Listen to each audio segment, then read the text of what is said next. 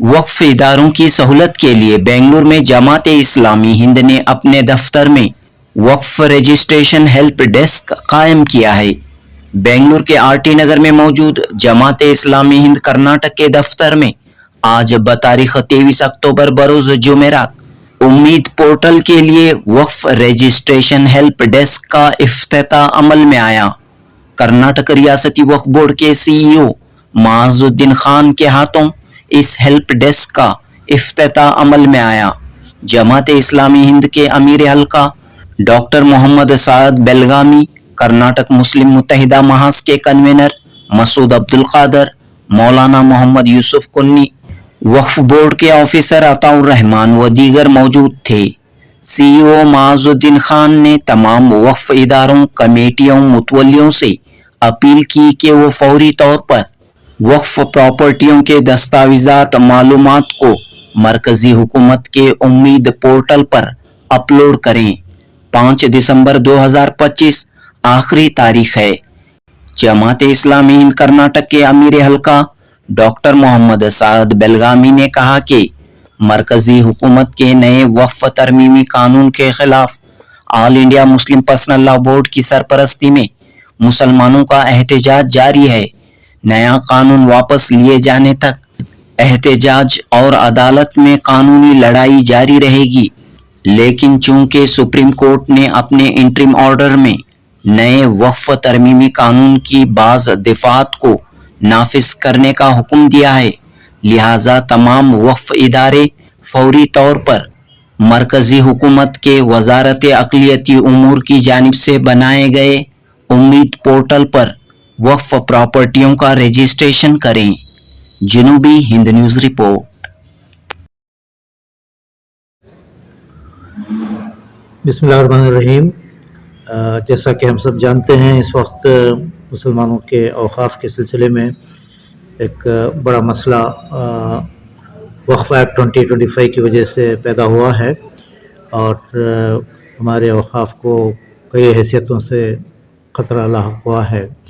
तो इस सिलसिले में जहां हम एक तरफ सुप्रीम कोर्ट में केस लड़ रहे हैं और उसका जो इंटरिम रिलीफ आया है वो बहुत महदूद, बहुत पार्शियल है, ये केस जारी रहेगा। दूसरी तरफ इसके ख़िलाफ़ राय आमा बनाने के लिए, लोगों को एजुकेट करने के लिए और जनता की अदालत में अपना केस जारी रखने के लिए हमारी जिद्दोजहद होती रहेगी पर्सनल लॉ बोर्ड की रहनुमाई में। वहीं उसमें एक एस्पेक्ट ये भी है कि उम्मीद पोर्टल जो बनाया गया है उस पर हमारे एग्जिस्टिंग वक्फ प्रॉपर्टीज़ को रजिस्टर करना बहुत ज़रूरी है, वरना उनके डॉक्यूमेंटेशन को लेकर बाद में बहुत से मसाइल पैदा हो सकते हैं। इसकी आखिरी डेट दिसंबर 5 है।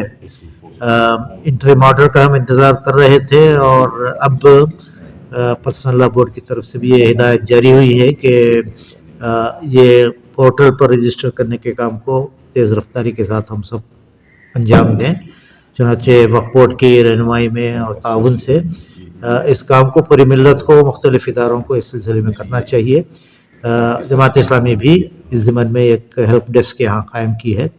जो भी मुतवल्ली हज़रात हैं, जो भी औक़ाफ़ के प्रॉपर्टी होल्डर्स हैं और मुंतज़िमा है, वो लोग यहाँ रुजू कर सकते हैं और अपने डॉक्यूमेंट्स को अपलोड करने के सिलसिले में यहाँ उनकी रहनुमाई की जाएगी, उनका ताउन किया जाएगा और उसके अंदर कोई कमी या कमज़ोरी हो तो उसको कैसे इस्लाह किया जाए उस सिलसिले में उनको मशवरे दिए जा सकते हैं। तो ये बड़ा काम है और मुद्दत बहुत कम है, चुनांचे इसको मुमकिन बनाने के लिए ये हेल्प डेस्क हम यहाँ शुरू किए है। अस्सलाम वालेकुम वरहमतुल्लाहि वबरकातुहू।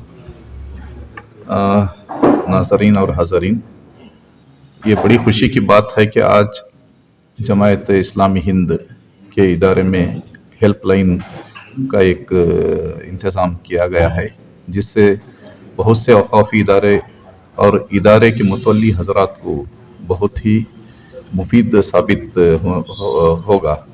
इस सिलसिले में कर्नाटक वक्फ बोर्ड की जानिब से 22 सितंबर 2025 को एक सर्कुलर जारी किया गया था, जिसमें मुतवल्ली हज़रात, केयर टेकर, एडमिनिस्ट्रेटर्स और मैनेजमेंट कमिटीज़ को यह हिदायत दी गई थी कि एक महीने में उम्मीद पोर्टल पर अपने अपने औकाफ़ी इदारों के दस्तावेज़ात को अपलोड करना है, मगर ये देखा गया है कि 5 या 10% ही इसका काम हुआ है।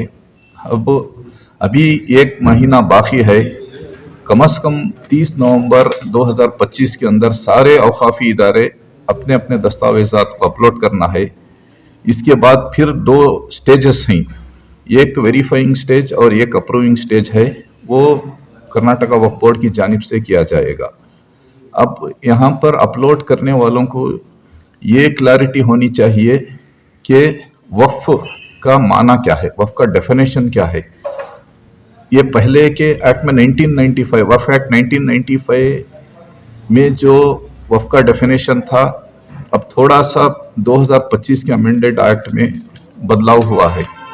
पहले के एक्ट में तो ये वक्फ इज ये permanent dedication by any person करके था, any person for any person of movable और immovable properties for any purpose recognised by Muslim law as pious, religious and charitable, and which includes waqf by user, number 1. Number 2, Shamlat Patti, Shamlat Dev, Jumla Malakan are by any name entered in revenue record. Number 3, grants including Masharatul Khidmat. Number 4, waqf al aulad. अब नए act के तहत वक्फ by user का जो लफ्ज है वो निकाला गया है।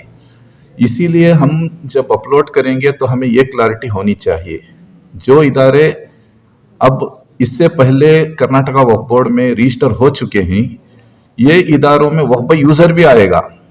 अब जो नए होने वाले हैं उसमें वक्फ बाय यूजर नहीं आएगा। बस इतनी ही क्लैरिटी होनी चाहिए। इतना हम समझकर अगर अपलोड करेंगे तो नेक्स्ट स्टेज वेरीफाइंग स्टेज का आएगा। वो हमारे डिस्ट्रिक्ट के वक्फ ऑफिसर्स को वो जिम्मेदारी दी गई है, जो हमें 22 सितंबर 2025 को जो सर्कुलर निकाला था उसमें ये क्लैरिटी भी है। ये सारे मीडिया में भी आ चुका है।